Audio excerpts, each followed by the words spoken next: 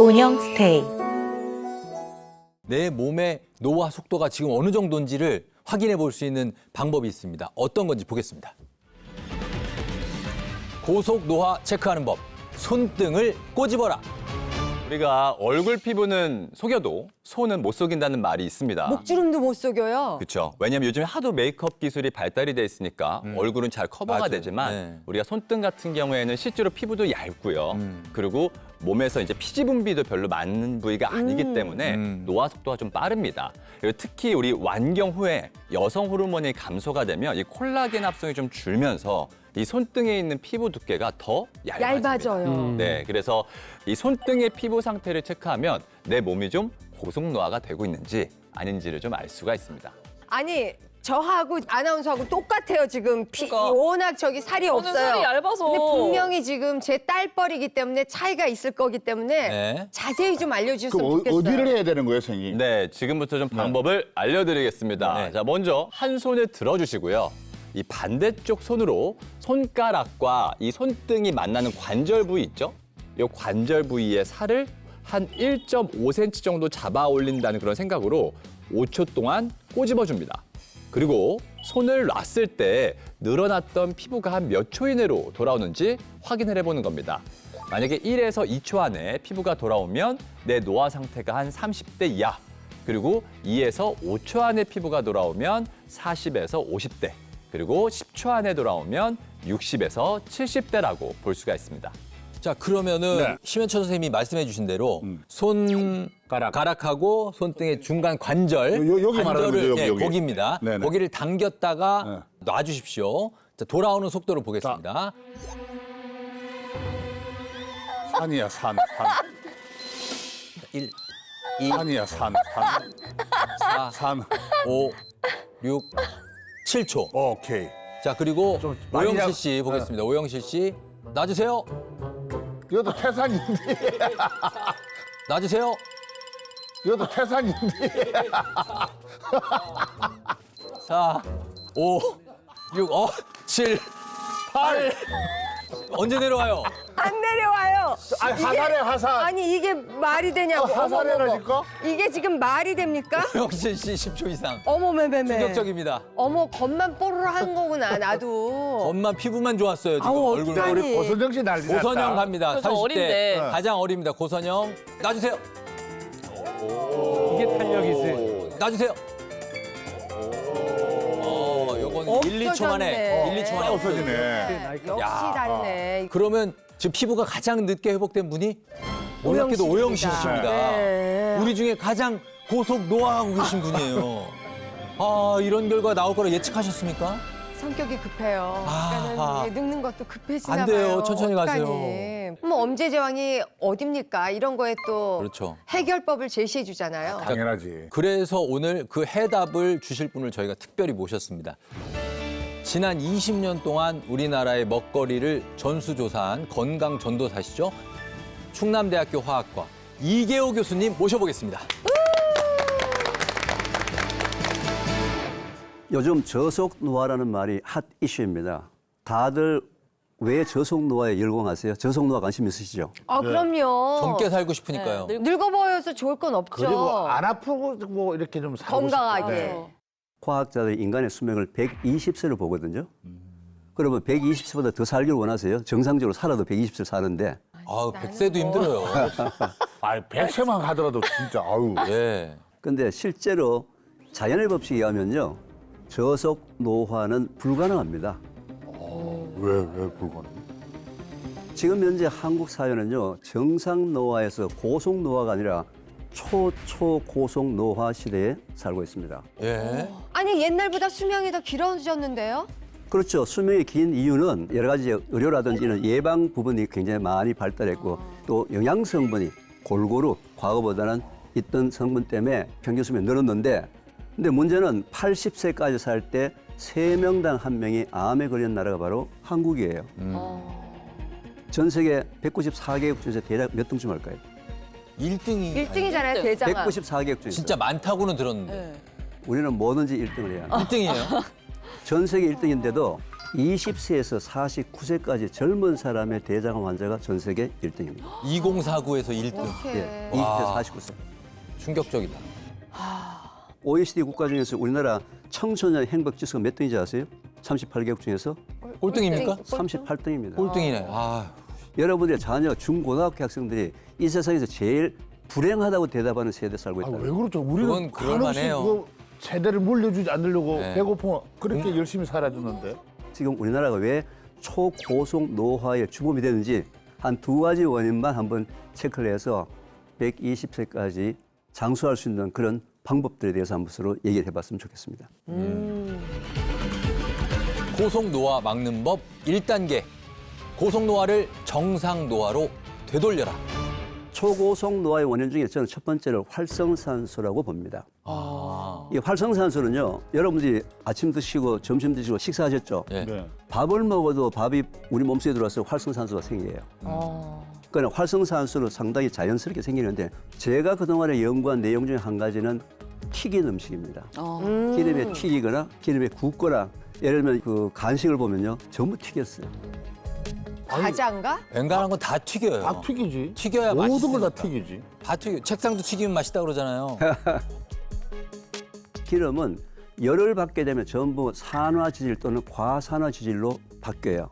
바로 이 과산화 지질이 우리 몸에서 활성산소를 생성하는 주범 원인이 되거든요. 근데 활성산소 말씀하셨는데 서자걸 박사님, 이 활성산소가 뭡니까? 네, 일단 이름 봤을 때는 이제 산소 찌꺼기라고도 얘기할 수 있고 몸에서 더 이상 이제 필요 없는 여분의 산소라고도 얘기할 수 있는데 원래 한 5% 이내로는 혈관을 확장시키는 작용을 해요. 그래서 적당한 스트레스를 받았을 때는 오히려 이 혈액이 잘 흐른다는 느낌을 받을 수 있는데 많아지면 정상 세포를 이제 공격하기 시작하기 때문에 공격을 받아서 염증이 생기면은 이 세포 분열을 다시 해야 되거든요. 그 염증이 결국은 돌연변이를 만들 가능성을 주기 때문에 우리가 더 힘들어진다 이렇게 볼 수가 있겠습니다. 5%만 빼고 다 때려잡아야겠네요. 네. 두 번째, 한국 사람들이 가장 많이 받는 것, 스트레스. 아, 스트레스. 결국 한국 사람들은 나이에 관계없이 어린 아이부터 80 노인까지 다 각종의 스트레스 다 받더라고요. 다들 요즘 어떻습니까? 부부싸움 하세요? 이만기 선생님? 시도 때도 없이 합니다. 자, 이제는 부부싸움 하시면요. 이제는 오늘 제가 알려주는 방법대로 엄지의 제왕식으로 이제 부부싸움 하셔야 됩니다. 네, 네. 어떻게 하냐면요. 네. 그냥 지금까지는 부부싸움을 하게 되면은 남편과 아내의 몸속에 뭐가 생겨요? 활성산소가 생겨. 따라서 싸움 딱 하고 난 다음에 냉정하게 먼저 귤 하나씩 나눠 드시기 바랍니다. 그 상황에서. 귤을요. 네, 그 상황에 귤이 입으로 넘어가겠습니까, 선생님? 귤을 던지지는 않으면 다행이에요. 아니 마음이 불편할 때 뭐 먹으면 소화가 안 되고 얹힌다는데요. 아니 그래도 한번 드셔보세요. 어. 또 좀 심하게 사왔으면 2개 드셔도 괜찮다. 지금 웃으셨는데 네. 활성산소는 화학적으로 산성입니다. 산성을 중화하려면 뭐가 필요하죠? 알칼리. 알칼리. 그거 잘 아시네, 그죠? 알칼리를 이제 소위 이제 항산화 물질이라고 했는데 우리 자체 몸에서도 항산화 물질이 나와요. 나오는데 이 지구상에 존재하는 모든 종류의 색깔 있는 채소나 과일의 추성분이 바로 항산화 물질입니다. 예를 들면 토마토. 토마토. 색깔이 왜 빨간지 아세요? 라이코펜. 아, 굉장히 과학적으로 나가셨는데 제가 어디 시민 강좌에 가가지고 제가 이 질문을 하니까 아무도 대답을 못했어요. 그때 어떤 어디 할머니 한 분이 손을 들더니만 부끄러워서 그렇다고. 그래서 그 할머니 때문에 한참 홍조. 웃었는데 네. 토마토 속에 우리가 스트레스 받았다 생긴 활성산소를 중화시켜주는 중화제가 거기 포함이 되어 있는데 토마토 색깔을 허옇게 눈에 안 띄게 놔두면 안 먹을까 싶어서 걱정이 되었어. 강조하느라고. 강조하느라고. 먹어라, 먹어라. 강조하느라고 색깔이 빨갛게 되어 있는 거예요. 자, 근데 미국 암협회에서는 그동안에 한 20, 30년 이상 5 a day, 하루에 5가지 색깔을 갖고 있는 음식을 먹으면 절대로 암에 걸리지 않습니다. 라고 컬러푸드 속에 포함되어 있는 항산화 물질이 실제로 우리 인체에 있는 활성산소를 중화시키는 데 가장 좋은 먹거리 중에 한 가지입니다. 그래서 매일 아침에 일어나서 아침 식사할 때 한 컵에 컬러푸드. 식용주에서 뿌리를 골라서 먹는다면 뭐 당근이나 비트나 무나 이런 걸 먹을 수 있는 거고 잎 종류라면 뭐 상추라든지 뭐 여러 가지 것들 좀 줄기 같은 뭐 샐러리라든지 뭐 여러 가지 샐러리. 있겠죠, 그죠? 그런 종류를 다양하게 섞어서 색깔은 가급적이면 많은 색깔을 갖고 있는 채소나 과일을 드시는 것을 추천합니다.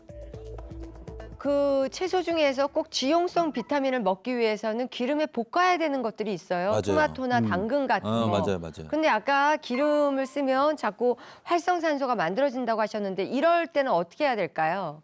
칼라푸드 먹을 때 이제 또 어느 성분이 지용성이냐 수용성이냐 이제 머리가 더 아파요. 그런 거죠. 네. 미울 필요가 없이 토마토 속에 포함되어 있는 그 라이코펜이 지용성입니다.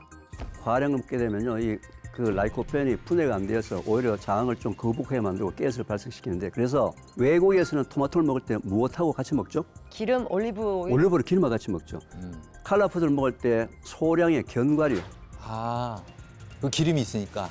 땅콩, 아몬드, 잣, 포도 같은 견과류를 조금씩 같이 드시게 되면 견과류에는 기름 성분이 가장 많기 때문에 그렇죠. 그걸 분해하려고 우리 몸에서 기름 분해 요소가 왕창 나와서 어. 그 소량의 칼라푸드 속에 들어있던 그 지용성 항산화 물질을 포화준다는 거죠. 그렇구나.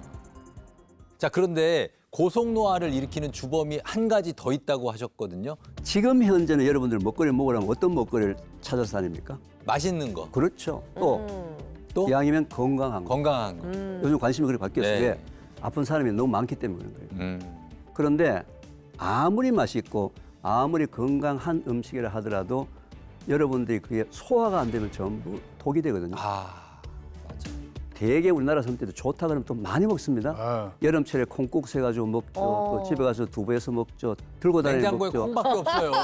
그러니까요. 콩이라든지 단백질 부분들은 전체적으로 소화가 잘 안 됩니다. 단백질은 소화가 되게 되면 이제 아미노산으로 바뀌어서 우리 몸에 흡수가 돼야 되는데, 소화가 안 되는 사람이거나 또는 나이가 들어서 소화력이 떨어지는 사람들은요, 오히려 두부나 두유 속에 포함되어 있는 콩단백질이 65%밖에 소화가 안 되기 때문에 상당히 부담이 커지거든요. 네. 콩이나 두유 같은 경우는 참 많은 사람들한테 이제 좋은 음식이라고 권했던 음식인데 오히려 또 소화가 안 되는 사람들도 있다고 하니까 이게 약간 혼돈스러워요. 어떤 사람들한테 콩이나 두유 같은 거는 먹으면 안 될까요?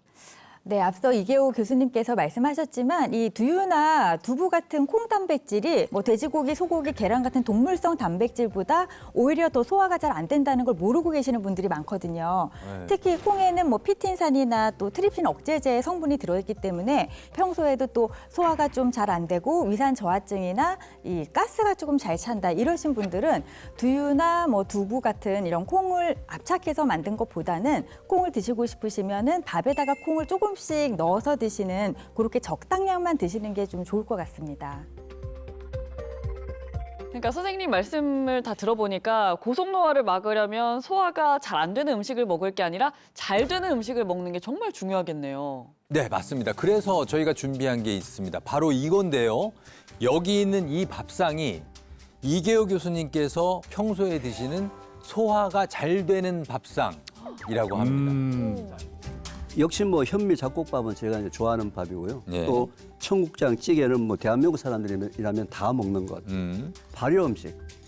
발효된 청국장이나 된장을 먹게 되면요, 바깥에서 미생물들이 이제 발효를 시켜가지고 거의 95% 이상 우리 몸에서 아미노산이 흡수가 되기 때문에 그게 우리 조상들의 전통적으로 우리한테 내려오는 그 발효 지혜인데, 옛날에 그 좀 코에 좀 이렇게 개개한 이게 좀 들어와야 그게 우리 청국장이 생각했는데 요즘 그런 거 자체를 싫어하더라고요. 이제 단백질 분해가 되면은 아미노산까지 와야 되는데 청국장을 발효시키는 사람이 더 발효시켜가지고요, 부패 쪽으로 간 거예요. 결론은 뭐다? 청국장에서 꼬리꼬리한 냄새가 나는 것은 과발효되어서 부패가 된 거기 때문에 청국장은 냄새가 나지 않도록 최대한 발효를 해야 합니다. 그게 이제 잘못 알고 있는 거예요. 그다음에 뭐 역시 뭐 단백질 공급원으로 예. 제가 이제 좋아하는 코다리, 뭐 이건 누구나 다 드시는 맛있죠. 거고. 시금치는 뭐 그냥 계절나물이라 해서 시금치다 뭐 다른 계절별로 콩나물 한 가지 골라 드시면 되고요. 예. 그리고 뭐 양배추는 여러분 다 아시다시피 뭐 국민이 다 좋아하는 거죠. 특히 뭐 위 건강에 좋다고 다들 알고 계시는. 근데 저는 키위를 잘 먹는 편이에요. 키위는 왜요? 간혹. 키위가 그 왜 과일? 여러분들 저 고기 재울 때 네. 과일이 뭐 들어갑니까? 파인애플, 키위, 그렇죠. 배. 네. 파인애플, 키위를 집어넣게 되면 고기가 좀 부들부들해지는 네. 연육작용이라고 그러죠. 네. 이 키위하고 그 파인애플 속에는요, 단백질 분해하는 효소가 포함되어 있어요. 그래서 아까 이 청국장 먹어서 95% 소화된다 그랬잖아요. 예. 네. 누가 또 5%도 찝찝하다. 이 5%도 다 소화시키는 방법을 알려달라. 그런데 키위 한두 쪽 드시면은 아하. 아까 분해되지 않은 5%를 바로 키위나 파인애플이 도와드립니다. 그다음에 오색 물김치는 아까 제가 스트레스 예. 관련된 그 활성산소를 중화시켜주기 위한 건데 5가지. 예, 이 5가지인데 오색 물김치는 제가 종종 30분 만에 담급니다. 오. 이거 직접 그게요? 물김치 만들려면 사실 이거 절이고 뭐 하려면 2-3시간 기본인데 어떻게 30분 만에 만듭니까? 자, 가장 주부들이 힘들어하는 것이 뭐냐면 소금에 절이는 거예요. 예. 소금에 절이는 이유가 간을 맞추거나 또는 물을 빼내는 작업을 하는데 물김치니까 물을 빼낼 필요가 있어요, 없어요? 없죠. 없죠. 어. 그냥 썰어서 통에 넣고 예. 물을 자박하게 부어요. 예. 그리고 간을 맞춰요. 네. 그럼 끝이에요. 몇 분 걸려요? 30분도 안 걸려요. 아 진짜?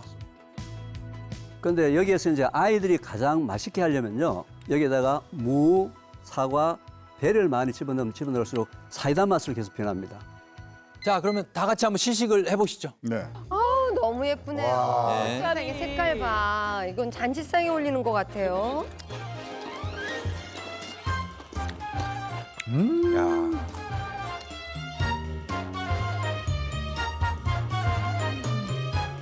발효가 엄청 잘 됐는데요? 여름에 먹으면 제격이겠어요.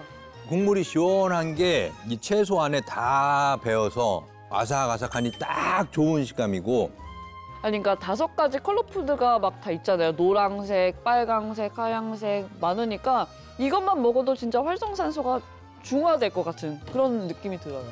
이건 지금 칼라푸드를 먹는 의미도 있지만 이 속에 전 세계 어디 가도 내놓을 수 있는 자랑할 만한 김치 유산균이 이 속에 포함되어 있기 때문에 장 시원하다. 건강이 급격하게 좋아질 수 있는 원인 중에 하나거든요. 아 이게 맛도 있어요. 네, 그럼요. 나 진짜 나박김치를 돈 주고 사 먹었는데 오늘부터 끝이다 이제. 예. 나도 어. 끝이다. 어. 네, 나는 이제 비밀로 혼자서 만들어가지고